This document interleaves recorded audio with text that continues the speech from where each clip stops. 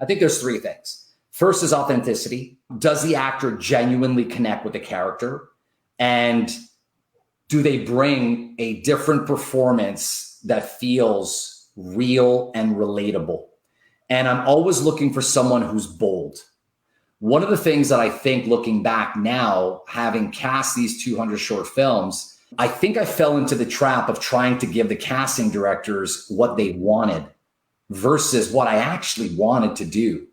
And that's what I'm doing on the platform now. From time to time, the team calls me and says, Adam, we'd like to have you in this film and want you to play the bad guy.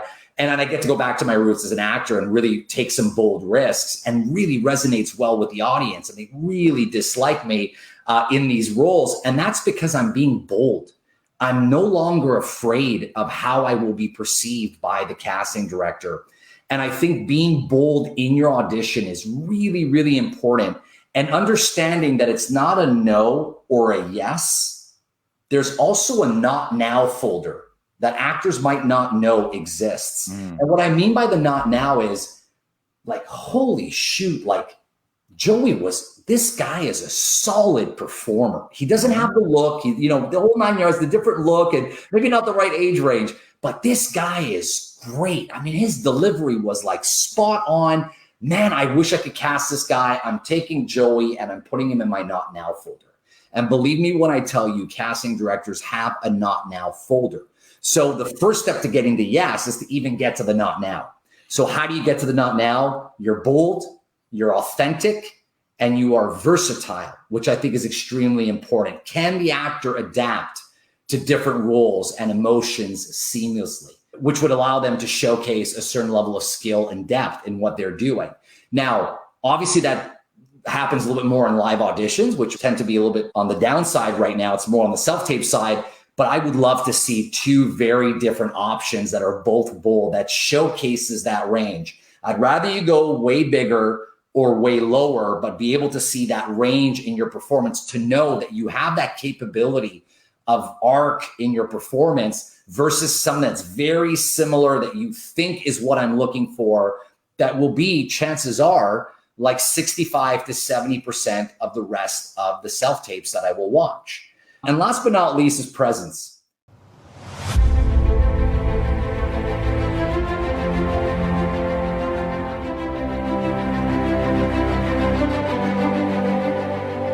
Welcome to Inside the Audition, the podcast where we go behind the scenes for a deep dive look into the world of auditions. I'm Joe Larsen, creator of Actors Audition Club, an international community helping actors book your dream roles in TV, film, and theater. And I'm Brandon Knox, actor, producer, and co-host. Each episode, we chat with actors and industry professionals to share their audition experiences, insights, and advice. We provide actors with actionable tips, strategies, and resources to help you elevate your auditions. We demystify the often intimidating and misunderstood world of auditions to help you succeed. So whether you're just starting out on your acting journey or you're a seasoned pro, join our Actors Audition Club members as we go Inside the Audition. Hey everyone, welcome to Inside the Audition. Today we got a fantastic episode. This is a special episode.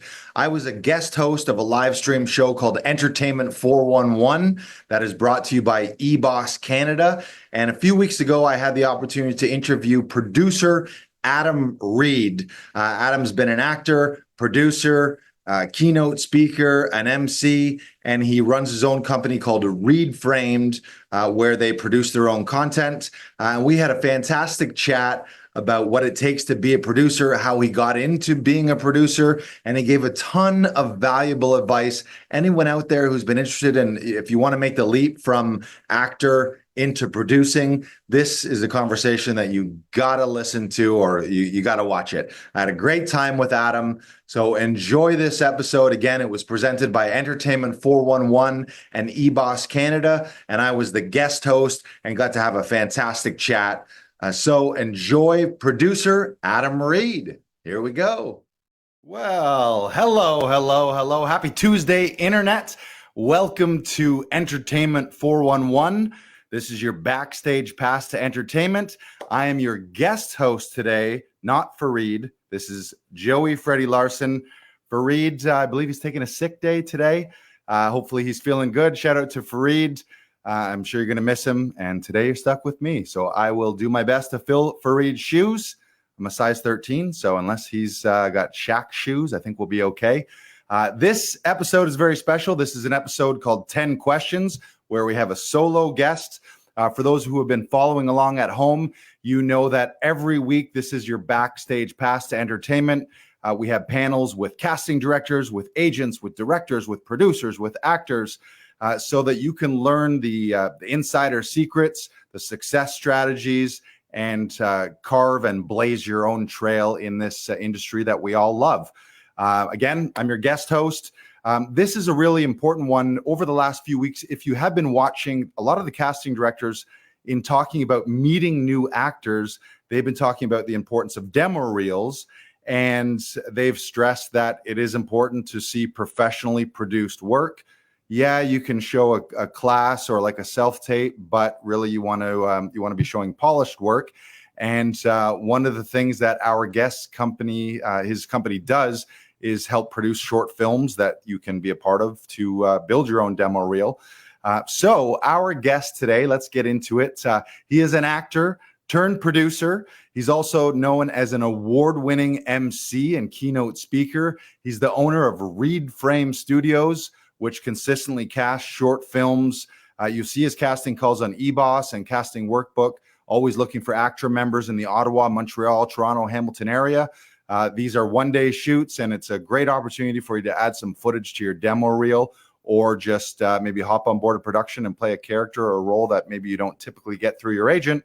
So I believe before we bring him into the studio, we're going to roll a clip.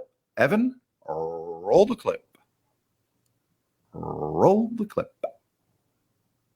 Here it comes. And to find out that you've been cheating on me with this, watch it, lady. I don't care where the hell you came from, but in this country, we don't make excuses. You sold my house. You're moving into a retirement home. It's all been settled. Delivering pizza taught me the most valuable lesson I've ever learned. How could you be so heartless? I gave you the best years of my life. I want a divorce. All the love you seem to have for me turned to bitterness. She's here for the interview. Thanks for the tip, Tony. Bye. And that was just the beginning. This is REIDFramed Studios.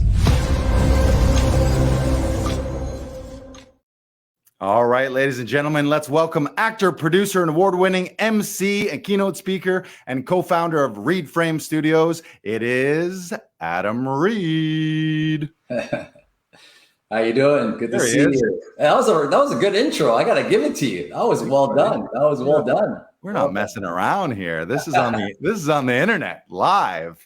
Yeah, it feels so good. You know, it feels so good to look at that reel and see how far we've come. And so many of the actors we've worked with over the last 16 months. That was great. I haven't seen that little snippet for a while, but definitely a long time coming, and great to see so many faces that have continuously worked with us and have grown as well as actors. So just super great to be here. A big thank you to the entire team. And I'm really looking forward to a great chat. This is going to be a lot of fun. This is going to be amazing. A lot of fun. Yeah, I don't think we've ever met. I believe I've seen your casting notices. So we get to jam out, hang out here. You, me, and Biggie and Tupac in the back. Like that. Yeah. Those are my two favorite. Hard to beat. I'll debate anybody any day over that. Yeah. It was all a dream. And what do I want to say? To our viewers at home, this is live and interactive. So depending on whether you're watching on Facebook, Instagram, X, or YouTube, your comments and questions, we can see them. We can bring them up onto screen. So if you know Adam and you want to give him a shout out, or you got a question for a producer throughout the episode, throw them up. And towards the end of the episode, we'll maybe have a little interaction and share some of those. We've got 10 questions for you, Mr. Reid. Are you ready for these 10 questions? I am more than ready. Let's get to it. There's so much to cover. I don't know how we're going to do this, but actually, Before the 10 questions, I want to say I love a demo reel that's got some pizza in it. I'm like, ooh, I wish I had that roll. I made the call to have that slice, that little slice of footage in there. So no pun intended, but yeah, it's a lot of fun. Yeah. It's every actor's dream to get to take 25 bites of a pizza on 25 takes, right? There you go. And I love the dramatic, I want a divorce. Yeah. It's you know, there's drama in our shorts. There's a lot of drama. It's just such a great platform. I'm so proud of it. I know we'll have a chance to talk a little bit about it after, but it's great to see all those moments come together. We'll get to that. I couldn't ignore the pizza comment. So first question, it's a bit of a loaded question, but can you share your journey to becoming a producer? Yeah, great question. So I was an actor for 15 years, studied in theater school at the Montreal School of Performing Arts. Big shout out to Joseph Mall, Dale Hayes, and the whole crew at MSOPA. Any actor in Montreal, for the big part, has either gone to Dawson or has gone to Montreal School of Performing Arts. As an actor, I had a great career by my standards. I did relatively well. Had a chance of working for 15 years in the business. And as I was sort of climbing the size of roles, and as I was trying to inch towards a lead, I couldn't help myself but to look at everything that was being done wrong on sets. And I was actually more focused on seeing that, some of the things that were happening on set than I was actually focused on the line delivery and the performance and the art that went behind acting. And that's where I think I started realizing there's something in me that really says that production is for me. I was really able to take a stand back and look at how things were operating. And I would say in my mind, that is off. That is a waste of money. That shouldn't be there. That attitude shouldn't be permissible. And all of this finally sort of just ate away at me for many, many years until I decided during the pandemic I was given a great opportunity during the pandemic. So all the live events had come to a halt because of the pandemic, because of COVID. So I had to shift really quickly. And I always had production. I was always involved in production in one way or another, through friends or as a consultant or as a line producer, et cetera. And I was called up by a major motivational platform, great people that do great work around the world. And they were looking for someone as head of production for their new vertical for originals. And it felt to me like a really good time for me to make that dive. Had a great 2-year stint with them, or 18 months with them. And after that was done, I sort of realized that I wanted to build something on my own from the ground up. And it's been magical ever since. And production it's in my blood. It's in my heart. I never quite understood. I said something to somebody recently and said, I never unlocked the lead role. I was never able to get that lead role. And I worked so hard. When I tell you I worked hard, I mean, I worked hard. I put in my blood and sweat into this business, and I was just never able to land the lead role. A lot of guest star, a lot of large principal recurring, both in English and French, TV series, episodic, hosting, but that lead career altering role, I wasn't able to get. And looking back now in hindsight, it was a big disappointment when I was in it, but a real big blessing now that I'm in it. As a producer, because I understand so many different facets of production on the artistic side, whether it's having an eye for talent, whether it's knowing what a great self-tape is, knowing what great writing is, knowing what waste is, and cutting out the fat and working with the right people, building sets with no attitudes and really collaborative environments of just this great set that people want to work on.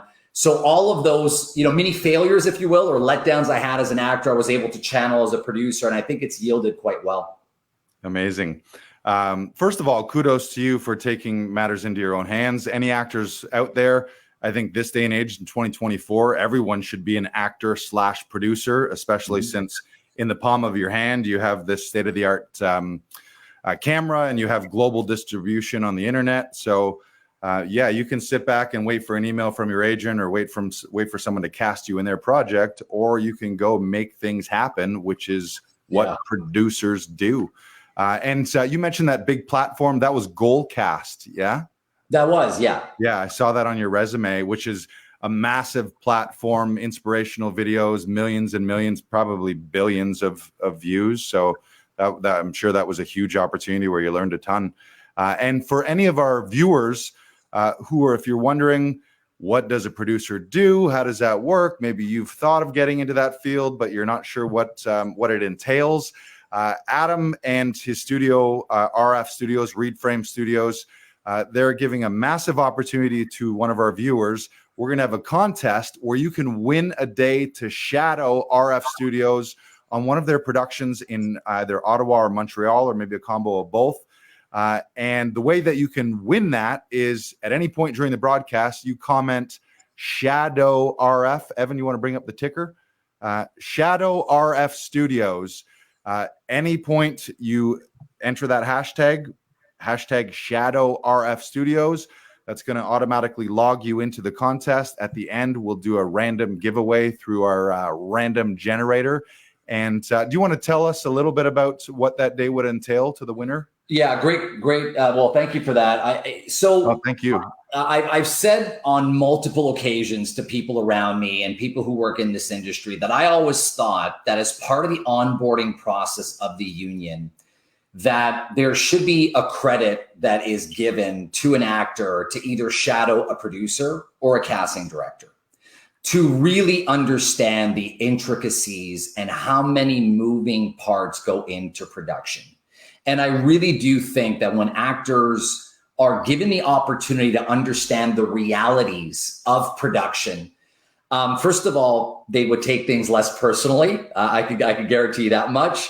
And second of all, you understand just how many stakeholders and how many people are making decisions and how it has to go through a channel and a pipeline of collaborative agreement before an actor is actually cast for a project. So the idea of shadowing RF Studios would really be about shadowing me for a full day to really understand what goes into being a producer, what goes into casting, how we cast, what I look for, what our team lead phone calls look like, how I check in with the people on my team, and really just give a better understanding of what goes on beyond, behind the scenes, which hopefully will allow actors to just sort of relax a little bit, put their best performance forward and do the small things right, which is, of course, the right self-tape, the right lighting, the right energy, the right slate, the right follow-ups, the right business approach.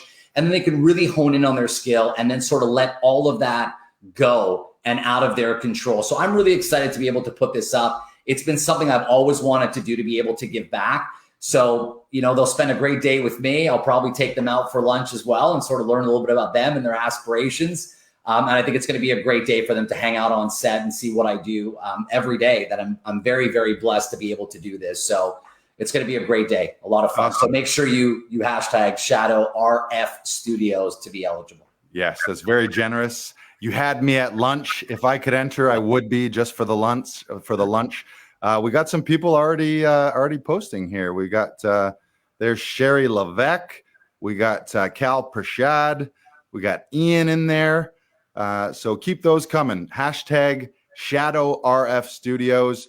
Also, throughout the broadcast, if you have questions for Adam, you can fire those in. That's a huge opportunity to get to spend the day behind the scenes. I don't really know how, aside from landing a job and as a producer's assistant or a PA, I don't know how you would get that opportunity other than winning it here on Entertainment 411. So great work. You've made a great life decision, viewers at home, by tuning in, and just might score you a free lunch with Adam Reid. Now, second question. You ready for question number 2? Ready and ready to go. All right, let's keep them coming. Can you share a project that you're most proud of and tell us why? Yeah, I mean, I think people know that REIDFramed Studios is really the one. REIDFramed Studios is a vision that my partner, who's the co-founder of the platform, Elio Costello, they say you always need somebody to be crazy and, this visionary, like a Steve Jobs kind of guy. And then you have a guy that actually executes. Elio was the big dreamer. Elio was the one that had the big vision. And I was the one that had the know-how and the methodical approach and the pipeline and the structure and all that fancy jargon. But we had a goal. We had a dream of wanting to make content that mattered. There are 19,000 ways of going viral on social media, and 18,900 of them are usually with shock treatment or shock value or social experiments, or really shocking to the point of just not being able to not watch the video in question. So that's not the angle we wanted to go down. I wanted to motivate. I wanted to inspire. And I'm going to share something very personal with you, which I don't think many people know, even those who have worked with us on the platform. But I was very much on the fence with regards to starting this. I was very much on the fence about actually executing a project of this size and really going for it all in. And it was the passing of my very good friend who I had known for 27 years that really shook me to my core. Mental health is no joke. It is a serious issue. And when I went through that, Louis, I think, really pushed me to that final push to say, I never want this to happen to another friend again. I never want to have this happen to anybody else that I know. I don't care how much we disagree or how we don't like each other. I don't want anybody to ever lose their best friend. And if this platform can push people to be better and see a different side to things, and that there's justice in the world that we create, then so be it. So I think Louis' passing was really what sort of nudged me to go all in. And looking back at it now, 16 months in, we've produced over 200 short films. We've had over 500 actors come through our doors. I'm very, very proud of the team. I'm proud of the people who work with us. I'm proud of the collaborative nature of all the actors, the talent agents, and everybody who support us from the ground up. We're not out of the woods. We're still fighting for our survival, but we are trending in a really good position and in a good way. So I'm really excited about what the next couple of years will have in store for us. And genuinely, there's a part of me as an actor that really believes that Canada is extremely talented, and that we have incredible talent. And it is time to put that talent in the forefront in whatever way I can, even though it's a very small project, but at least give the opportunity for someone to act that's Montreal or Ottawa based or Toronto based, that really just wants to act and make a difference with a worldwide audience. So I'm really, really proud of the project. It's changing lives around the planet. One of the things that we see is that when I'll give you an example of a power of attorney story where two siblings are arguing over a family estate in a short film. I can't tell you how many private messages I get from the audience that says, because of your film, our family had a family meeting to go through the estate and our wills with our parents, because we never want that to happen to us. So thank you so much for shedding light on, elderly abuse or power of attorney abuse or financial abuse or all of these hot button topics that are really, really relatable. So Elio and I have worked really hard to build something that's quite special. I think we're in the right direction, but the real big pulse is the people who are watching this content, who are telling us that it's changing their lives and that it's really entertaining them, and it really gives them a nice little slice of entertainment every couple of days. So we're very, very proud of what we've been able to accomplish and the impact we've been able to make in Louis' name as well. And I'm sure Louis would be really proud. That's beautiful. Thank you for sharing that. Why don't we raise one up to Louis here? Yeah. I'm going to take my little water bottle there. Big Lou. Big Lou. Yes. And kudos to you for letting something that is tragic and heartbreaking and can sometimes derail people forever. And you've somehow found a way to spin it into a positive, and his legacy lives on in that project. I also love what you said about the importance of stories. It's important for us as actors. And sometimes I've fallen into this where I'm like, oh, we're just playing make believe. And you can sometimes be dismissive of what we're doing. Oh, we're just being kids and fooling around. But people need these stories. The world needs these stories. Mm-hmm. You never know what changes someone's life. As Hamlet said, the job of actors and of art really is to hold a mirror up to ourselves and up to nature. And what's the line? Show virtue her own image, scorn her own image, and virtue her nature.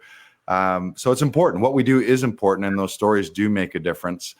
What advice would you give to aspiring producers? So we've got people who are actors, and maybe they want to create their own project. Maybe they want to graduate from acting into producing. What can you share with them?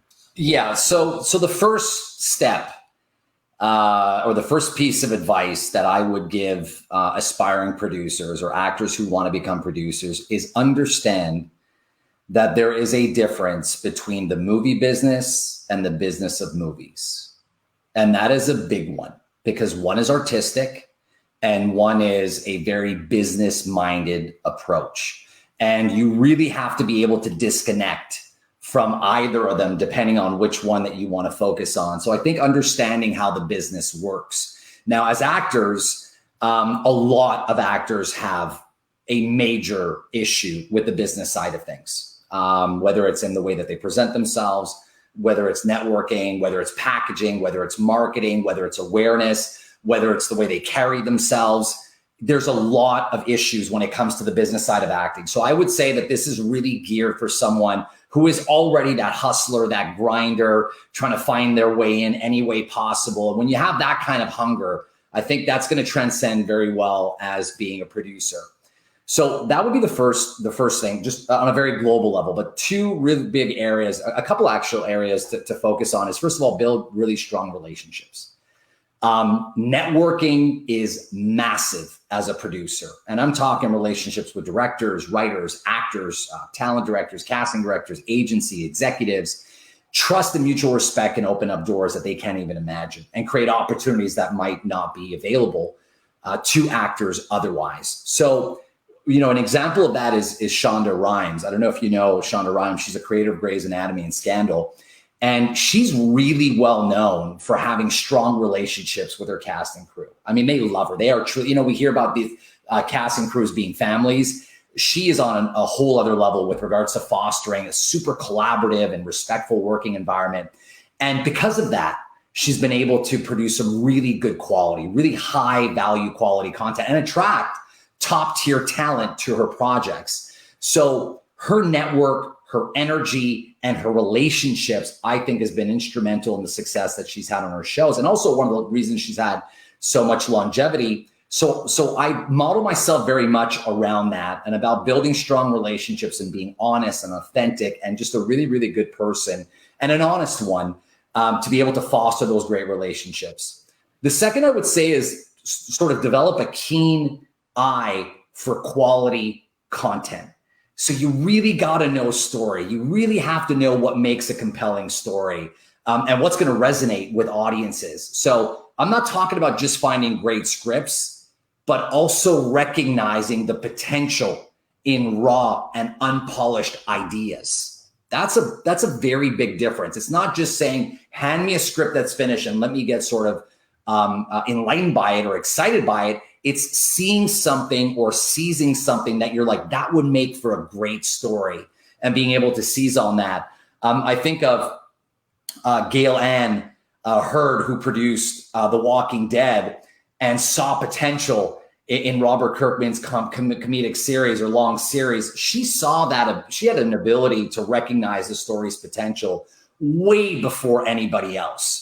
And then sort of jumped on that, produced it, and became one of the most successful TV shows in history. So keeping an eye on quality content and having an eye on what's coming next, I think, is massive. And last but not least, I think this goes without saying, you got to be resourceful. You have to be adaptable.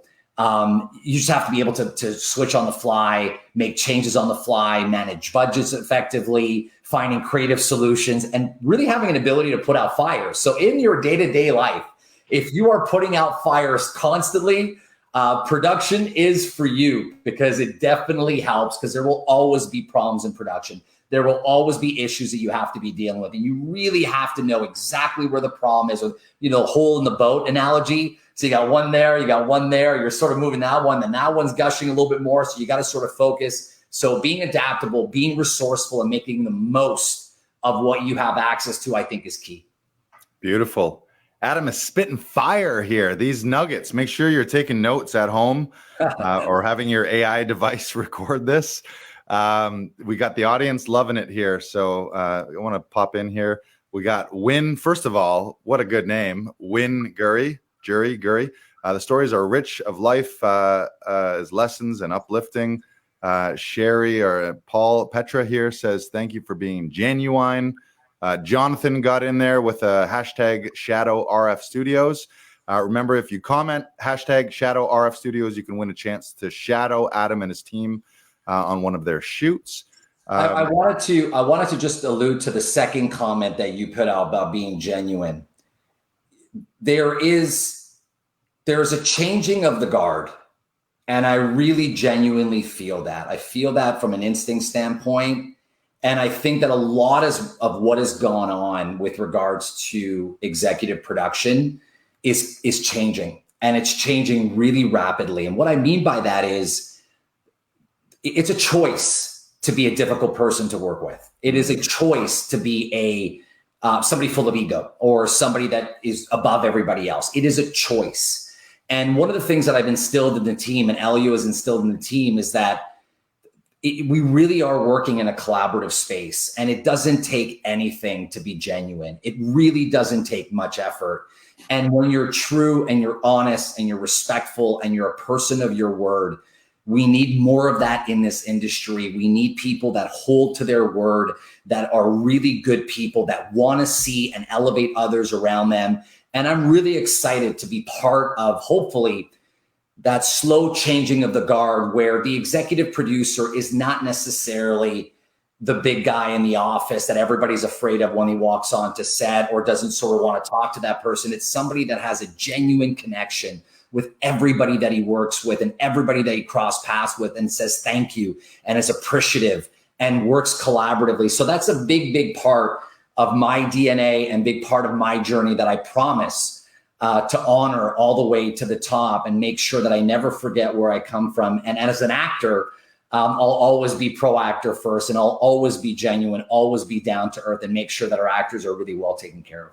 Beautiful. Yeah. So I love what you said about networking. It's obviously a people business. You got to know your stuff first. I think in every business, it's first what you know, but then immediately right after that, it's who you know. If you don't know your stuff and you're just trying to network as an actor, but you don't have the craft, then you're just begging someone to expose you as an amateur. But do the craft first, build your network.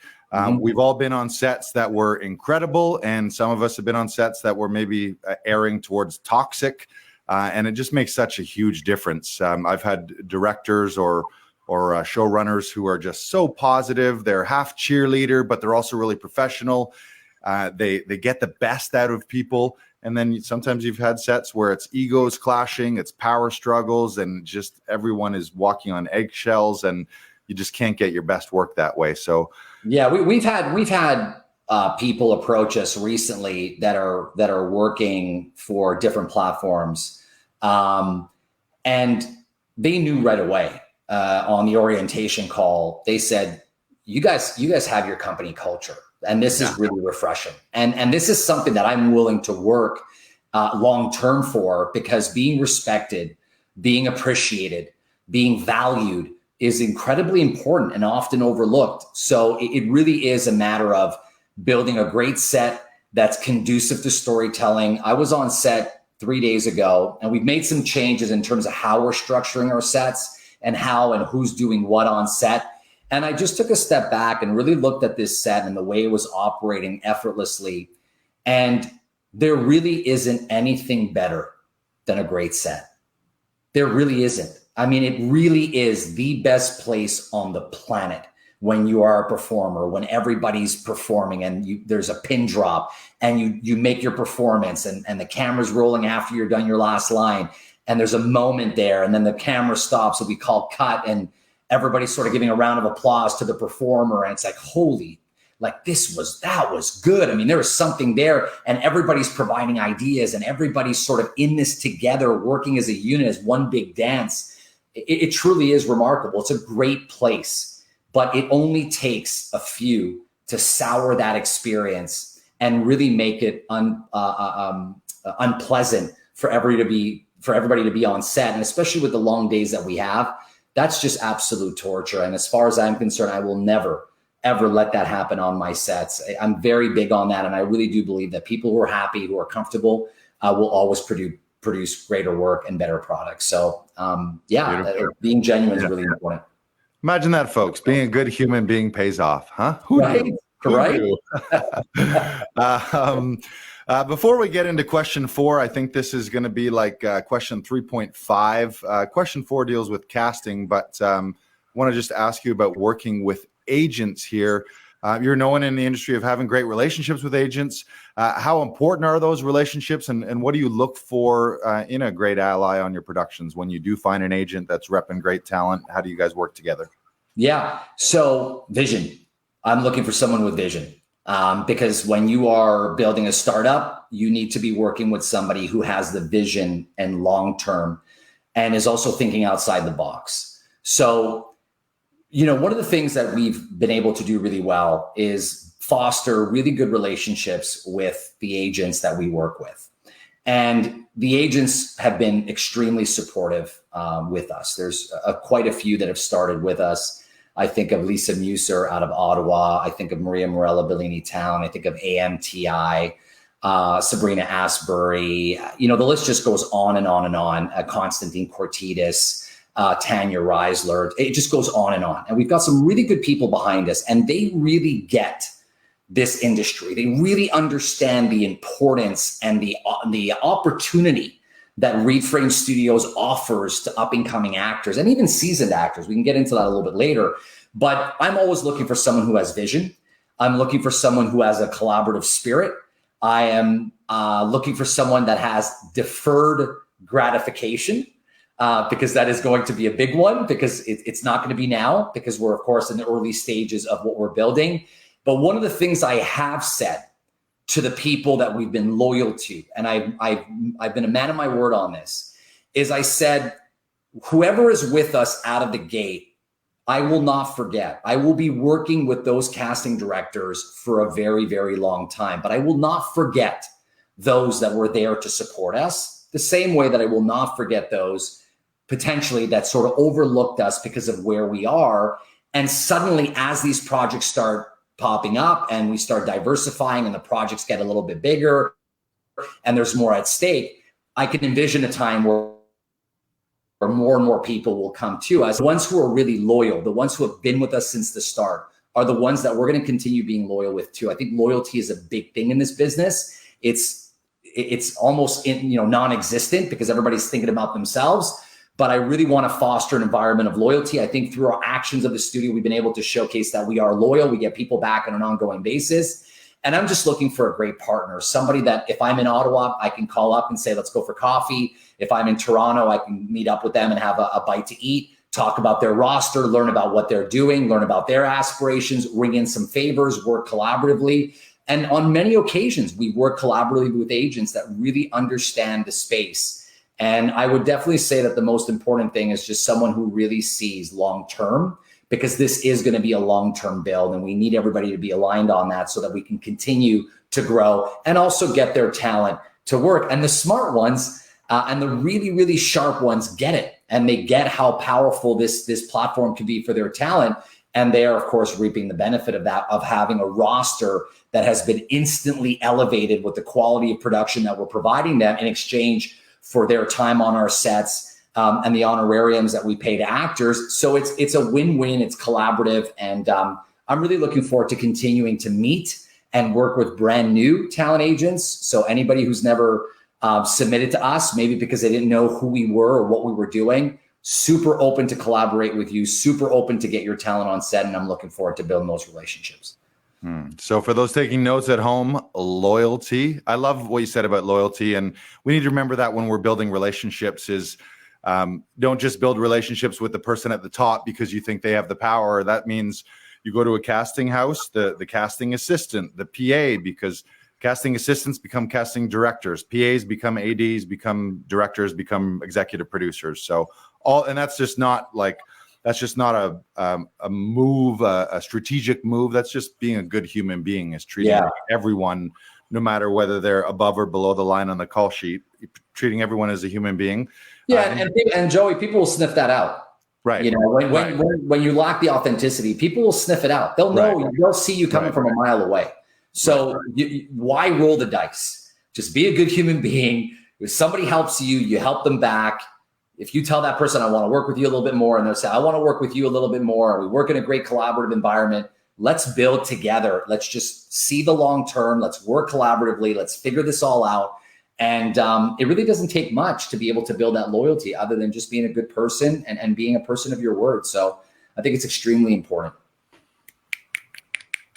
And delayed gratification. And for those that know, that means you don't eat the first marshmallow. You wait for the second marshmallow and you'll be successful. If you know, you know. If you don't. I was thinking more of a gym analogy, but the marshmallow one will work just fine. I get it as well. I get it as well. You've heard that study, right? That's a kid study that they do where they give a kid a marshmallow and they say, like, if you wait, we'll come back and give you a second one.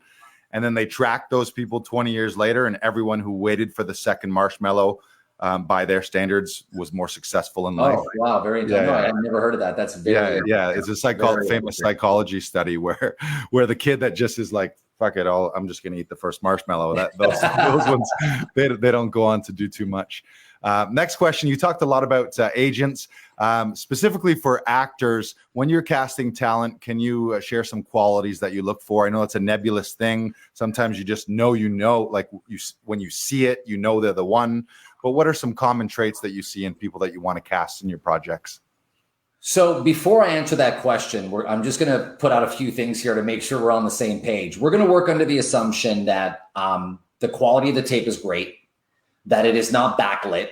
We're seeing your eyes. We're seeing you perform. The sound is great. The quality is great. Your slate is full of energy and willingness to want to be part of the project.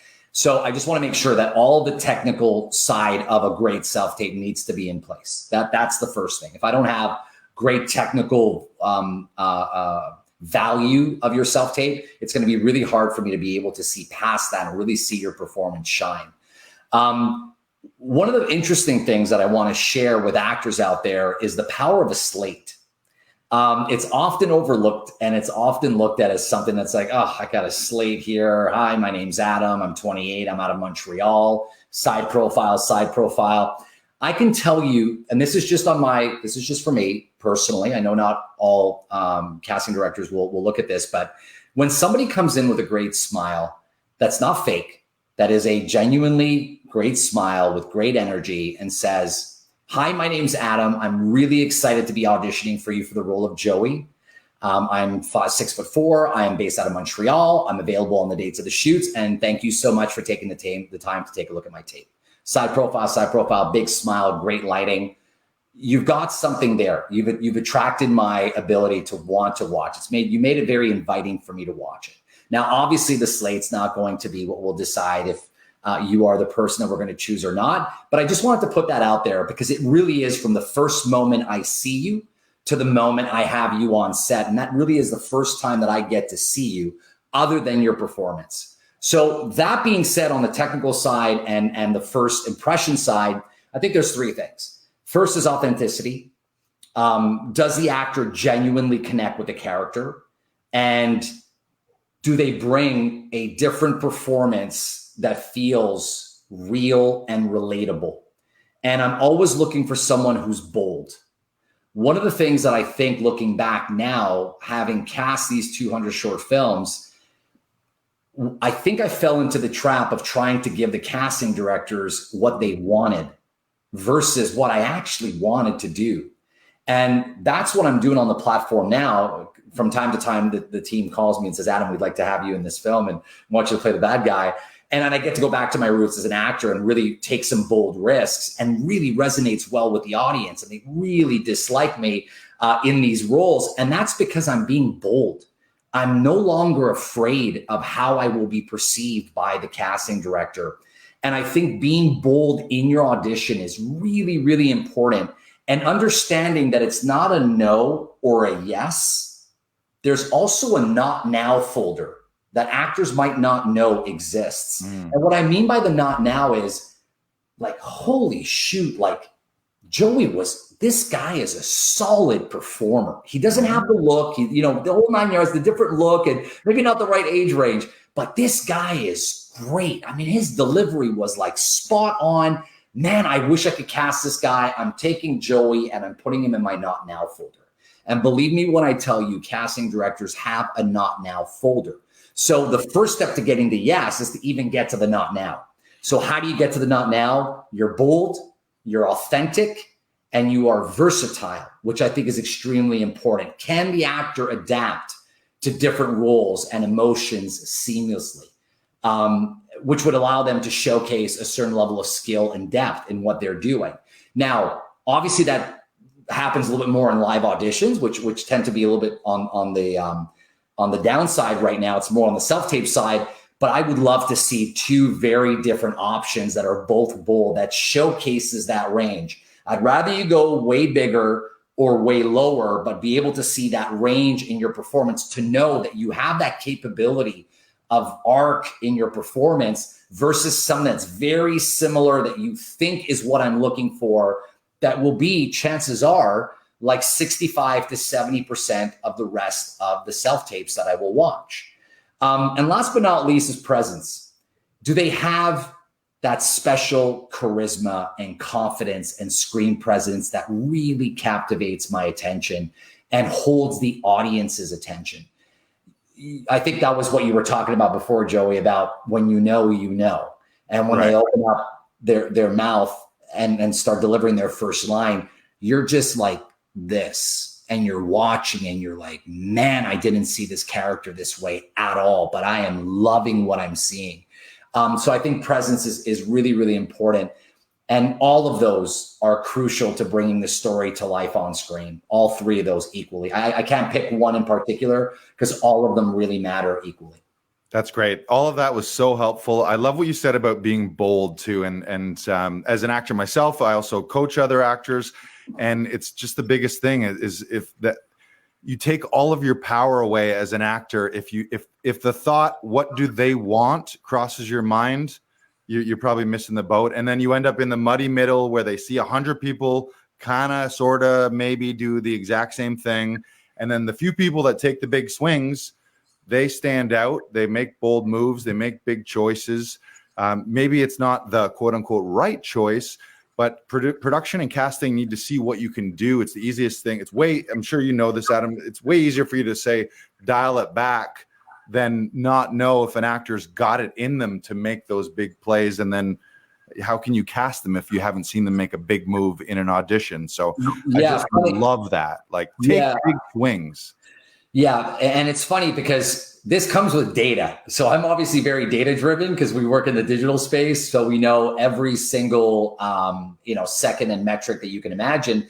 But what I shared with you is backed by data in my own personal journey as an actor and a producer. And what I mean by that is, so I had been out of acting for a year. So it's been roughly about 16 months and I'm focusing on production. Whatever I act in are primarily the movies that we're creating. And to put this to the test, I sort of reached out to my agent. I said, you know what, if anything comes your way, let me know, because I'd really like to audition. And I want to go back in the room again, because I think I've got a little bit more insight now as to what I need to do and how I need to do it. And I was called in for an audition. It was a self-tape for the US out of LA for a brand new series for Amazon Prime for a recurring role. And just the methodology of how I prepared for it mentally was completely different than anything else I had ever done in my past, 14 years as an actor. My sole main purpose on that tape was to completely destabilize the person who was watching that tape. And that was the goal. And I remember specifically saying, I want to work this down to a science. I want to take the biggest bold choices possible. I rallied with some people around me that I trust very well as performers. I broke the script down, did my homework. This is who I am. This is the energy I want to bring to the character. These are the mannerisms. On these lines, I want to look away. I want to do this. I want to do that. And I was put on hold. I was put on hold for that role. Had it not been for the need of an 01, there's a very good chance that I would have been cast in that role. So lesson learned. So the 01 is being worked on right now to make sure that I've got my work visa for the US. But all this to say that the first time I've been back in the casting room and the first time I was back on a tape, I'm more focused on destabilizing and providing something that you'll remember versus actually caring about delivering and locking in the role. And I think that that's going to be massive for me as a talent when I do circle back as an actor, because I'm no longer preoccupied with what you think of my performance. I just genuinely want to lay it down the way I know how to lay it down and then be at peace with what I laid down. And then after that, it's up to you to make the call on if you think this is a fit for your production or not, and own it genuinely. And it's been great. It's been really fun to go back into the casting room and on the tapes and be able to go back to my core and now be taking these risks. Because I can tell you 85% of the tapes that I get or 85% of the material I look at is similar. Right. It's all the same. It's all the same delivery, same pacing, same beats, same eye lines. And then that top 15% that is not yelling, that is controlled rage when it is an explosive scene. You're just there watching this person. You're like, this person's going to blow a gasket. And I'm waiting for it. And I'm like this, and I'm watching you, and you've got me. And it doesn't mean you have to raise your voice at all. It's just you making a bold choice about how you want to get those veins going, or clenching of the jaw, or something very slight that catches me. And that's what I think makes the difference between a good and a great actor. That's fantastic. Such good notes. I love your philosophy 1000%. And so actors, take big swings. Don't be stuck in the middle. Like you said, those 85% that you talked about, they could all be professional. They could do the job. You could cast them, but when you are only casting one person, the middle people aren't going to cut it. Like it's a highly competitive industry where one horse gets the prize. But I also love what you said about how when you don't book it, there's still wins in there. So as long as you know you're making bold choices and you're doing your best so that you can wash your hands of it, take it or leave it. That's what I would do. Then you get those wins in the what do you call it? The maybe later category. The not now. The not now. Yeah, we loved it, but not now. And exactly. Yeah. I was at a fashion show this past Saturday, and I was sitting next to Brian Levy, which I'm sure you know of. Yeah, and Brian was sharing, just how lucky you are when you get an audition. I think it's also putting a little bit more respect as a talent on an audition tape, and not going in with the wrong mentality of this is a cattle call, or they're going to go with their favorites, or it's always going to be the same people. And, really treating it with the respect that it deserves, and the preparation and the methodical approach, and calculating what your choices are going to be. And he's absolutely spot on when he said that. When Brian said it's a really big opportunity, it's almost like you won the lottery to be called into an audition, let alone a callback. But that first, we'd love to see you. We see something in you, and we think there's something there. Man, like, you got to get excited about that. You got to really dial in and not say, I'm going to do this between this task or that task. Like, you got to zone in and make this the best, boldest choice possible for this role, and go in with that hunger to perform and get into that not now before you get into the booked it folder. So I think there's a lot of truth to that. And I think it's also giving a little bit more respect to the audition process, I think will yield for actors. Yeah. Just to be accepted, to be submitted, to get the opportunity, it is huge. And anyone watching, like, if you've ever booked any role, that's a massive win. Like, there's a million actors out there who are actors, but have never booked anything, or they're aspiring and they just haven't got there. So sometimes we're too hard on ourselves, I think.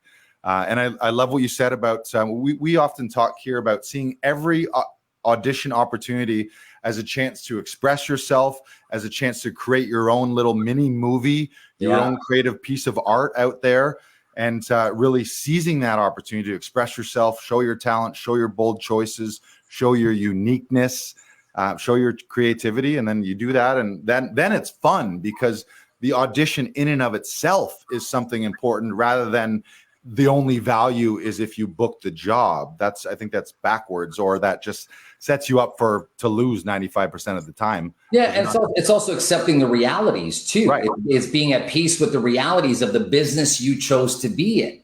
You are in a very competitive, ultra cutthroat industry that requires you to be the best if you want to win. Right. So, and the best is very great, but what I mean by the best is in that moment for that role. So for people to be deflated that there are 100 other people that are going into this audition, or 50 other people, there are 25 people that are on callback, that's not the right mindset. Like, you got to go in there and say, I've got something that they do not have, and I know exactly what I'm going to bring, and that's because it lives in here, and it will be portrayed on screen. And I'm just going to let it roll and own it and be proud of it and create something for a slight slice of time that allows me to perform, which is truly why I got involved in this business in the first place. Once you start lining up in that headspace, once you start aligning and resonating on that frequency, it shows. It shows in your personality. It shows in your tapes. It shows on how you carry yourself. It shows on how you study, how you continue evolving and using setbacks as fuel to propel you forward. So I think actors have a lot of work to do with sort of resetting and understanding the actual setup of what an audition entails and what kind of luxury it is to actually even be auditioned. Once again, you're getting the snaps here, Adam. You're getting the snaps. I'll take them all day. I'll take them all day. Our viewers are loving this. The comments are popping off here.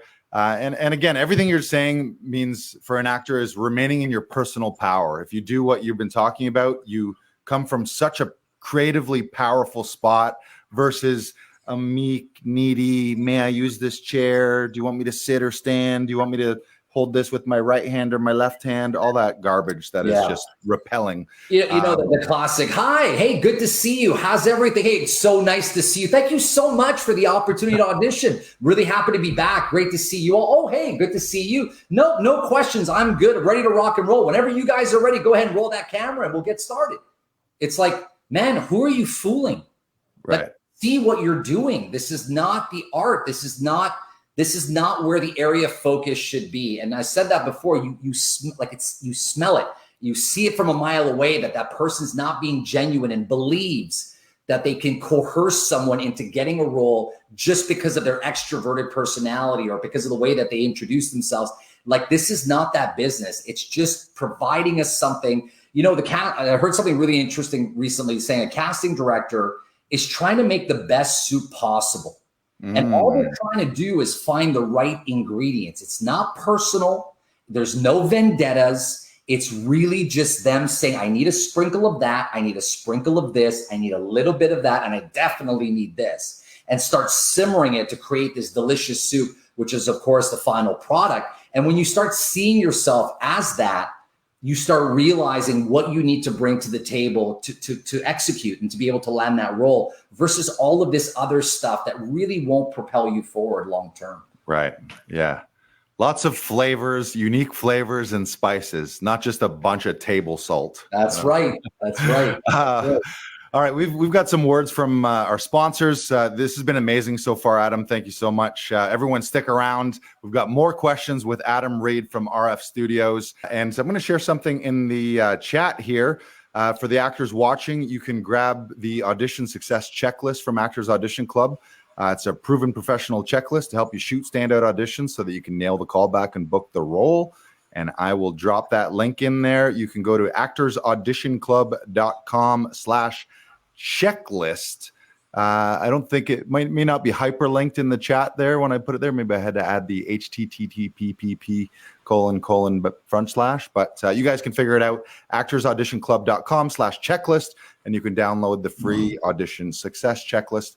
We're back here with Adam Reid. Reminder to those of you who want to enter the contest to win a day shadowing Adam with his team at RF Studios. At any point, drop a comment in there that says #ShadowRFStudios, and you will enter the contest. We'll do the random generated draw for the giveaway at the end of the episode. Back with question 5. What balance do you strike between getting into the mind of a person who wrote the script and balancing that with using your own creative instincts as a producer? Well, I think if we take a dramatic script, for example, the writer might lay down the groundwork with super intense and emotional scenes. And what I tend to do is to try and immerse myself and sort of feel the rhythm and the emotional beats that they're aiming for first, before even coming to any conclusions. And once I sort of put my finger on that pulse, then I can bring my own experiences, my own life journey to the table and instincts, and to really help the characters come alive. Now, in full transparency, I have a lot of trust in my writers. I believe in a big trust mechanism between the producer and the writer. It's better to wait and find the right writers or the right writer or showrunner than it is to cycle them through and just try and find different people until you find the one that's giving you what you need. When you find the right one, there is unbelievable amount of trust that I have with that person. And from a human level, I need to connect with this person before we even start working together. So I think that's really important. And when I really understand the feeling of where the writer wants to go, then I could start driving the scene and providing my unique touch to it. And balancing those elements keeps the performance fresh. And I think true to the script's nature. So I really dig into a lot of life experiences and instincts. But before I do that, I really want to comprehend where that writer is going, where the showrunner is going, and the emotional beats that they're putting forward.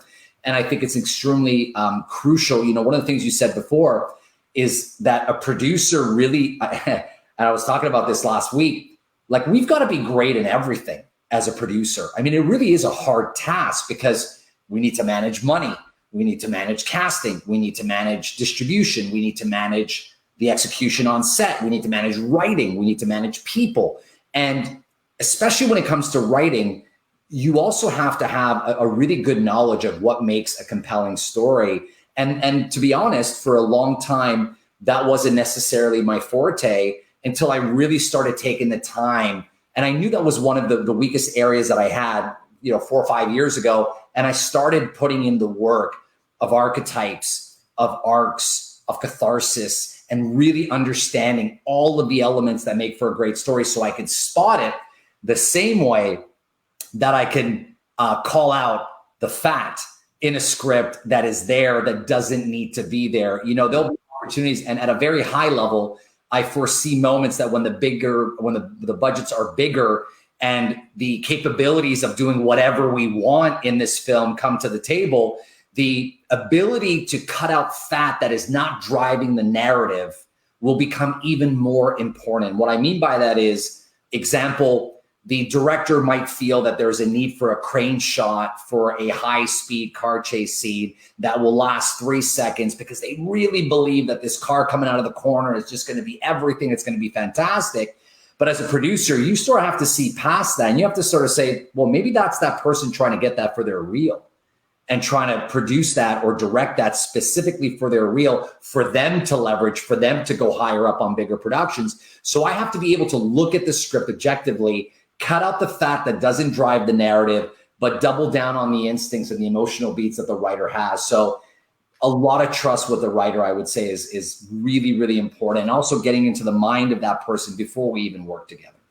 Any storytelling or screenwriting resources that you would share that have helped you that you would want to share with anyone? Like if someone wants to get more into story, where do you feel they would look?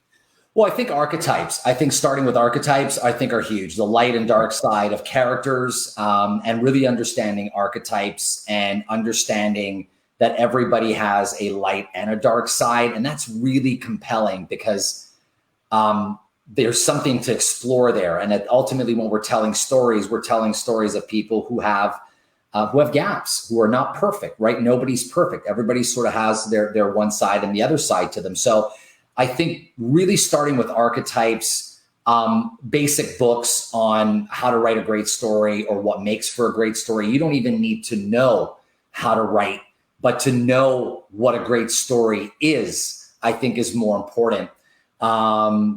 So yeah, I think there's a lot of resources online. You talk about that thing in your hand, the technology that we have access to. You go to YouTube and you talk about and follow a couple of people online of how they tell their stories and what they think makes for a great story and what pulls at the emotional strings of human beings, and also understanding psychology, I think is really, really important for a producer to understand so that they can really, really keep their writers geared in the right direction, focused on story.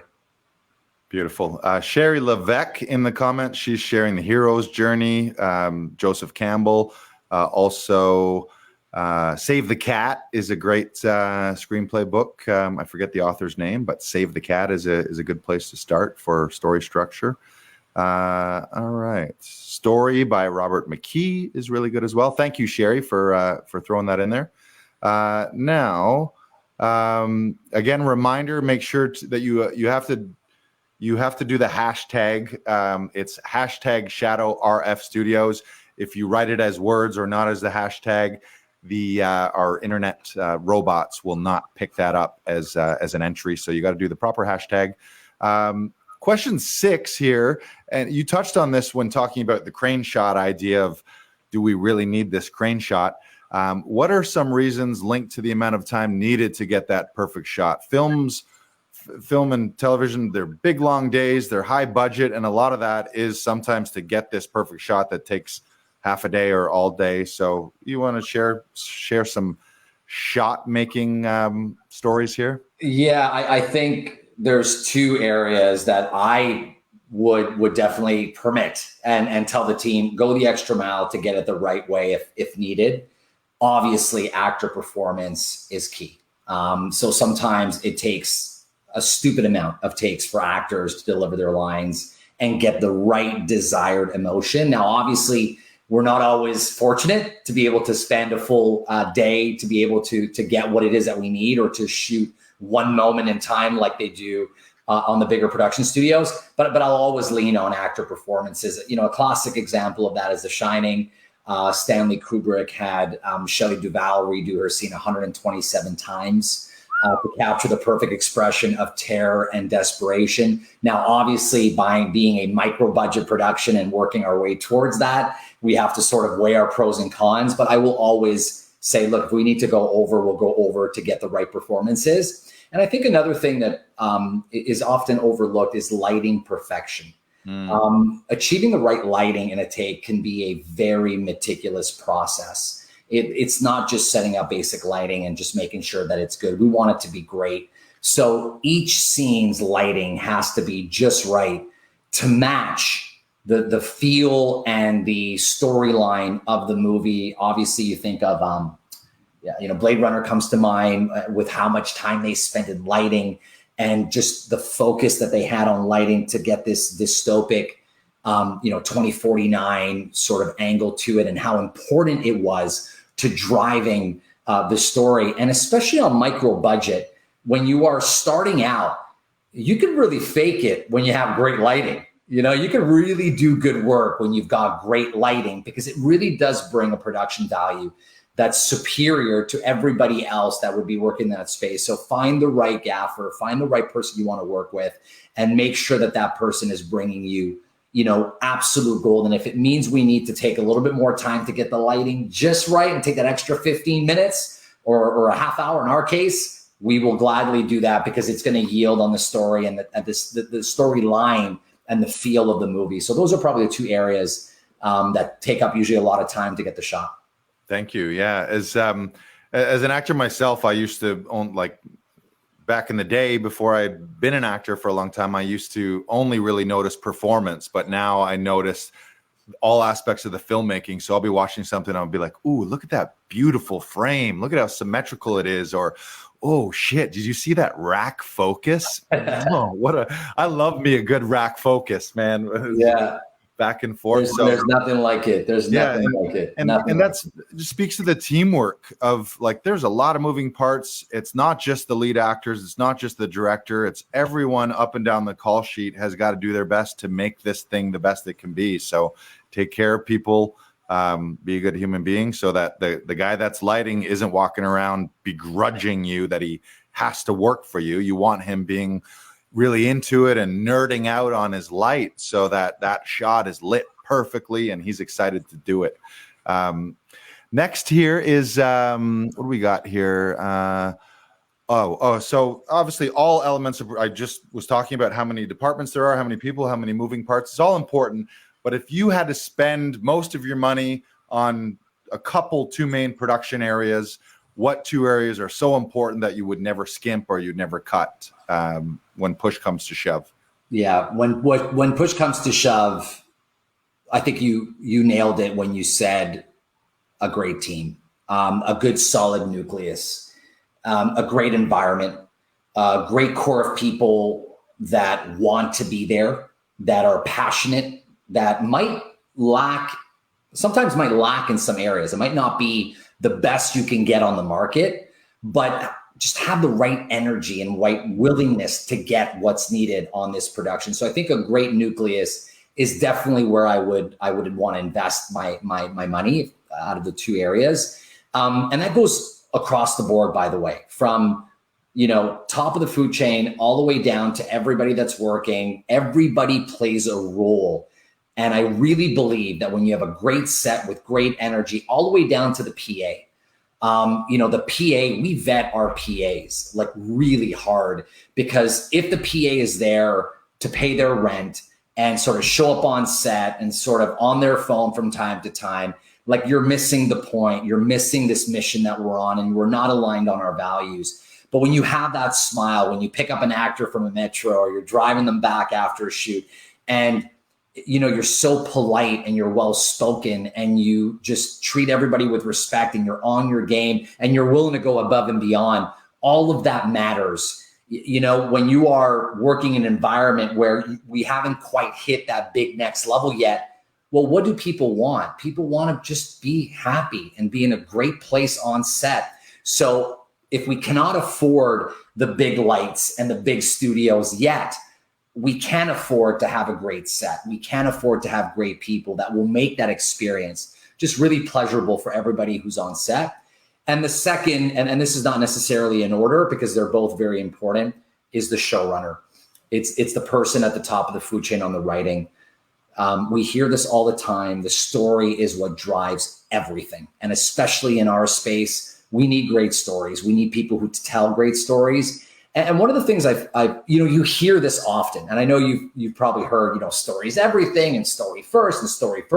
But what I've noticed is that with time and with comfort and with a little bit of padding, the older generation of producers sort of take a little bit of the leeway and sort of turn their eye a little bit on risk taking and on being avant-gardiste, because they've got their pipeline going and they've got their buyers and they've got their distributors, and regardless what they're producing, they've got somebody that just needs the content and will buy it out, and it's profitable business for them, and then it's sort of a factory of production. So one of the things that I really want to focus in is always being story driven in everything that we do, whether it's on short form digital narrative, whether it's in feature, whether it's in episodic. I really want to invest in story. I really believe that when you've got great minds that are telling stories that matter, that it will resonate on screen. So showrunner and definitely a solid, good nucleus would be the two areas that I'd invest in. Amazing. Story. Yeah, can't say it enough. If your story sucks, your movie's going to suck. Doesn't matter how good the crew is or how good the actors are. Now, for those people who are aspiring to be producers, can you share, how does a producer market themselves in the film industry when you are looking for your next project? Yeah, so I think social, and whether you like it or not, social media is big. And social media is huge to showcase your previous work, network with industry professionals, create engaging content, behind the scenes footage of a short film or any project that you're working on to demonstrate your skills, your ability, your style, I think is very important. LinkedIn is obviously a great platform to be on because I think it's a little bit more mature with regards to production. I think the gatekeepers and the decision makers are very often more on LinkedIn than it would be on all the other platforms. I think on the other platforms would be more of awareness versus LinkedIn would really be to network and really build a great nucleus and environment of people that you can count on and a community of people that you can lean on as well. And I think the second thing would be invest in you, invest in relationships, take time to always want to meet new people, do your research, understand who the gatekeepers are, ring in some favors, play the back door, and treat this like a business. There's a big difference, as I said before, between the movie business and the business of movies. And the sooner a producer or aspiring producer learns, the quicker they'll be successful in this industry, because it really is part of that growth process. There will be out-of-pocket spends to attend a festival or attend a gathering or attend a conference or attend a distributor conference, but you got to do it. You got to get out there. You have to be seen. You have to be bold, but you have to do it while staying authentic, genuine, and confident in your capabilities. So investing in you, I think, is a really, really big one. And that ultimately, I think, will open up doors and have you meet the right people. More snaps, Adam. You're getting more snaps. We're going to take a quick promo break. Our host, Fareed, is in an upcoming show that I believe is either out now or coming out soon called Day Players, and we're going to roll a little promo for that. Roll the clip. You are a born protagonist. Look at you. You're a failed professional. Okay, I wouldn't say failed. You're finding bastion of hope in a rundown old school. I mean, it's not that bad. It just happens to be shared by the only woman who ever broke your heart. What did you do? Shh. Just watch. I've got a lot of auditions lined up. Like, so many auditions. You can imagine, I could relate to having so many bookings. Like, it's like a library, just books everywhere. That's right. You're looking at the host of Canada's Next Great Handyman. I nailed my audition, bro. They said they'd call me. Guys, I'm going to be the host of Canada's Next Great Handyman. You are looking at the host of Okay, I'm feeling a little bit of hostility from you right now. Oh, please mansplain it to me so I can understand it better. Clearly you don't know what mansplaining is. Let me break it down for you. He's dead. Which is the purest, greatest form of theater? Improvisation.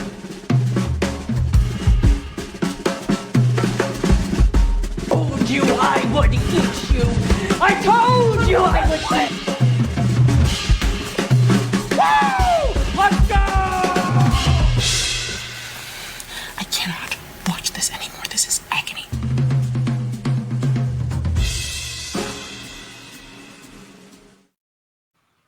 There you have it. Check out Day Players. Exciting news for Fareed, and we saw Patrick McKenna in there. Congrats to the whole cast and crew for that coming out. Question number 9, Adam, we're going to start bringing this ship back into port. What would you like to see the Canadian film and TV industry do differently in order to grow? Wow, where do I begin? There was that exhale. That was, you said it all right there. How much time do we have? So there's a few things. First things first, we need to start forming international partnerships. So I want people who are watching this to picture this for a second. I want you to picture Canadian filmmakers teaming up with our counterparts in France or the UK, who are, have a great production pipeline, who do great work. And the partnership between Canada and these international countries bring fresh ideas to the table, more resources, wider distribution networks. And I really think that by cozying up to international collaborators, not only do we start boosting production quality, but also puts Canadian stories on the global stage. And I think we need more of that, not just in the film space, but just in all capacities. And who knows? I mean, maybe the next big hit comes out of Canada, or a partnership between Canada and the UK, or Canada and French, or Canada and France. So we need to be forming and leaning more on international partnerships. And I don't mean showcasing Canada at an international gathering to talk about why they should be coming to Montreal to shoot. I'm talking about an international partnership. We are working together to lean on both resources and create some fresh ideas. And obviously this ties in with boosting global visibility. So we need to get more financial support, logistical support to help promote films and content and international events. There has to be a mechanism for somebody in Canada that has a great story that might not have the resources, but can be supported by the government or supported by funds to be able to take that story and have them do that the film festival circuit. Because very often a lot of great stories get left behind because they just don't have the money to do it.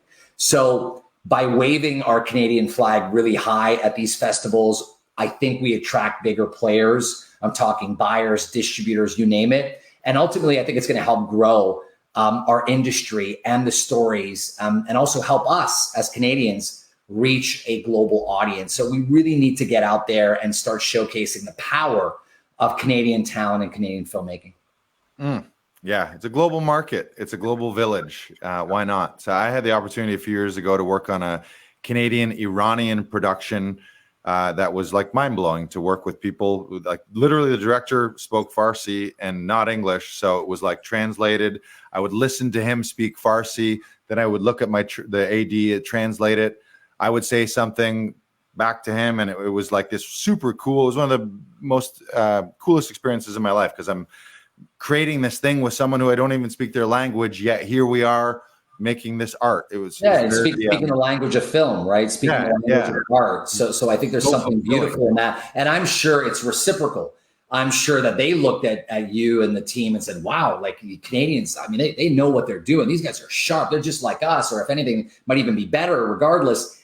That's the collaboration that we need. Those are the partnerships that we need to start getting us out there more and stop being in a space of potentially being in the shadow of the Americans or shadow of the US content, and really start putting Canadian content on the forefront internationally. Love it. We all have mentors. People who give us hope, inspiration, drive to keep going in this industry. Who are people that have been your mentors, and how have they been that to you? So there's one person in particular. So Alexander Bain is a producer, friend of mine who I've known for many, many years. He had cast me as the host of his show on the W Network. It was a show called What's Cooking at the time. Did a bunch of seasons with him.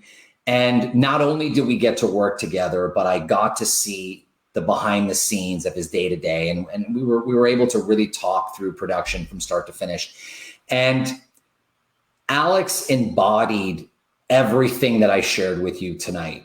He embodied everything about your reputation precedes you, everything about treating people with respect, giving them their fair value, taking care of the people that you work with. It's a choice to have an ego. It's a choice to be difficult. It's a choice to be, to feel as if you're above everybody else, or you could be a team player. You can be collaborative. And I think all of that now as a producer has really stemmed from my time with Alex. And we still talk to each other from time to time. And of course, he's got 19,000 different projects on the go. And I'm always leaning to him to say, hey, here's what I'm doing. Here's what I'm working on. And he was always very, very encouraging. And I think he always knew that I was going to sort of graduate from being a talent to becoming a producer, because we embody a lot of those same values. And I think genuinely, he's also one of the first people that made me believe that, executive producers are not those, like, it's not always those guys. I mean, you've got really good people who have good hearts, who are loyal, who are authentic, who are genuine, that yes, have a lot of pressure, and yes, have deliverables, and yes, want to make things work and are, very high level of standards. That's professionally, but on a human level can really be the person that after the shoot is done, many times we go out for supper, or that he would organize, these places that we'd have to pop into in every city that we would be traveling to. So it's been great to have him by my side, and also be able to lean on him as a resource. But he's really, really sharp and really embodies everything that I spoke about tonight. And I push people who are going to go into this business to uphold those same values and uphold those same qualities of just being a good person and wanting to do great work and work on projects that matter and that impact the world around us. So he's definitely top of list and top of mind when I think about that. I mean, of course, there's been other people that have always been there to help out whenever I hit a roadblock or didn't know sort of where to go. And I leaned on expertise of many different people to keep us going. But in terms of a mentor and somebody that I can speak to openly and transparently about some of the fears that I had or some of the insecurities that I had, he's always been there to support me. And his work is phenomenal. He's such a grinder. He's a multitasker, the ultimate, juggler of many things. Not a master, a jack of all trades, but a master of all. Right. Really is great at what he does, and I'm so fortunate to still have him with me and in my circle. And I'm sure he'll be very instrumental in the next steps that I'll be taking as a producer. Cool. Well, speaking of being influential, thank you so much for being here today. You've been incredibly generous with your time. You've been spitting fire. I'm sure all of our actors and industry people watching have gleaned all kinds of nuggets of wisdom here. So thank you.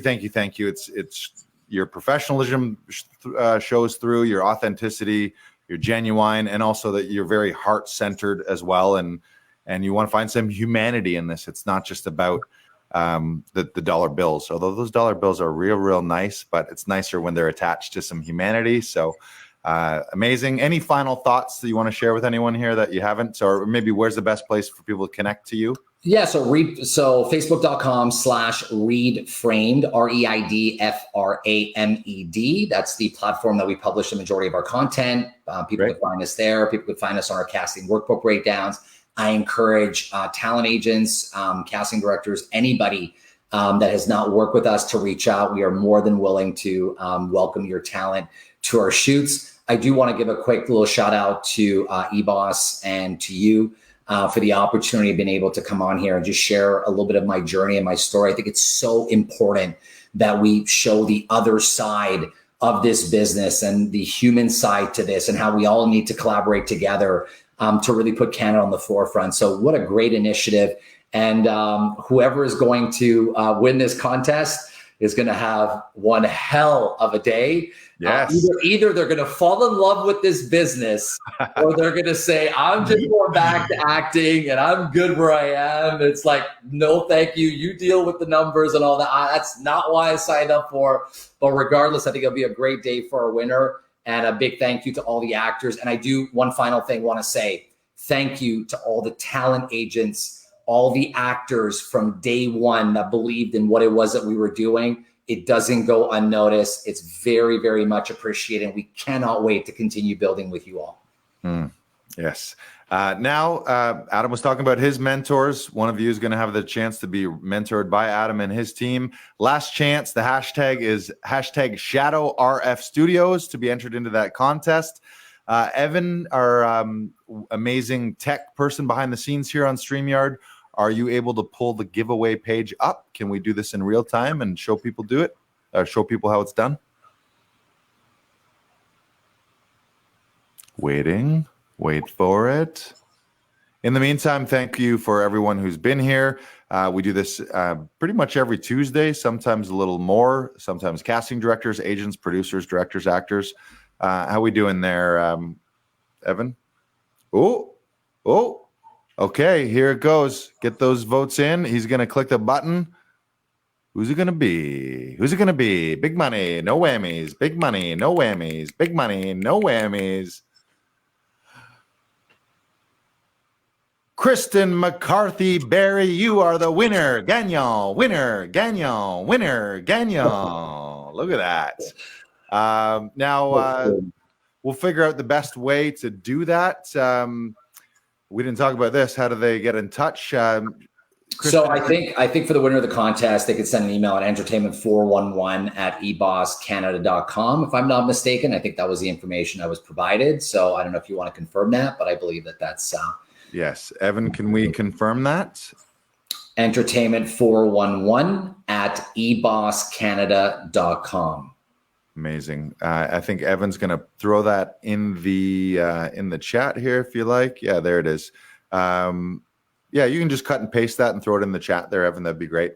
All right. Thank you so much, Adam, for being here. Thank you to all of our viewers at home. Keep creating incredible art. Keep auditioning. Keep expressing yourself. Keep taking big swings and being bold. If you want to be a part of this show, either as a guest or potentially as a sponsor, you can reach out on behalf of the eBoss team and the Entertainment 411 team and your regular host, Fareed. I want to say thank you. It's been a pleasure. Great meeting you, Adam. We got to do this again sometime. And let's go for that free lunch one of these days. We gotta have you in one of our shorts. First, I gotta get you on camera. We gotta have you in one of our shorts. So I'll send you my details and let's do it. Yeah. I appreciate it. I was just in Montreal and I'd love to be back there. So you're more than welcome. Anytime you're over, same thing for any actors that are in the city, reach out and we'll find a role for you. Amazing. Congrats on everything. Good luck, and we'll see you on the next one.